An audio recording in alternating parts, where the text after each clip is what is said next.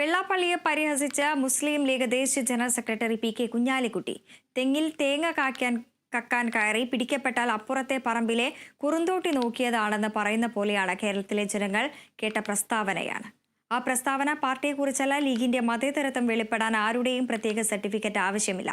വെള്ളാപ്പള്ളിയുടെ പ്രസ്താവന ന്യായീകരിച്ചാൽ പറയുന്നവർ മോശക്കാരാവുമെന്നും കുഞ്ഞാലിക്കുട്ടി കോഴിക്കോട് പറഞ്ഞു. തെങ്ങിൻ്റെ മുകളിൽ കയറി തേങ്ങ പറിക്കാൻ നോക്കിയിട്ട് ആള് കണ്ടപ്പോൾ അപ്പുറത്തെ പറമ്പിൽ കുറുന്തോട്ടിയുണ്ടോ എന്ന് നോക്കുകയാണ് എന്ന് പറഞ്ഞില്ലേ, അതുപോലൊരു കഥയാണ്.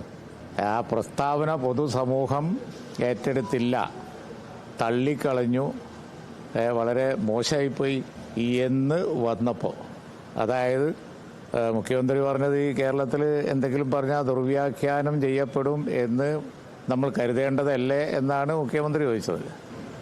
പറഞ്ഞത് കേരളത്തിലാണ്, കേരളത്തിലെ ജനം കേൾക്കുകയും ചെയ്തു. ലീഗിനെ സംബന്ധിച്ചിടത്തോളം അതിൻ്റെ മതേതരത്വം ഉയർത്തിപ്പിടിക്കാൻ, വ്യക്തമാക്കാൻ ഒന്നിൻ്റെയും ആവശ്യമില്ല. ലീഗിനൊരു മതേതര സർട്ടിഫിക്കറ്റ് ആവശ്യമില്ല. അതിനെക്കുറിച്ച് കുറച്ച് സംസാരിക്കുന്നു, അത്രയും നല്ലത് സംസാരിക്കുന്നവൻ അതുകൊണ്ട് മോശമാവുകയുള്ളൂ.